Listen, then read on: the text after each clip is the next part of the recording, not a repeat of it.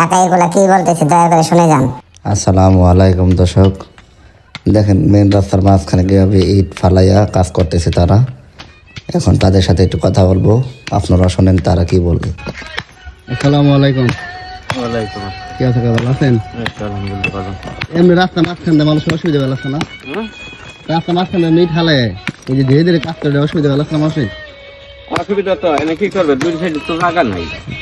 জায়গা নাই, ঠিক আছে, তাহলে আপনার বেশি লোক নিয়ে তাড়াতাড়ি ফিরালাম। আবার ওই রুমের রুলার তো এই জন্য ওই যে খোয়ার ঠিক করবা লাগছে, রুলার ওই যে একটু কম, তাই ঠিক আছে। এই 2 দিন মাস গান করছেন, কয়দিন লাগবে?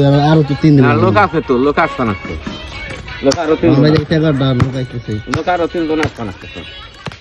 এটা হলো দুহার থানায় মসজিদপাড় ইউনিয়নের 9 নং ওয়ার্ডের ধুবলি বাজারের পূর্ব দিকের একটু ভিতরের রাস্তা।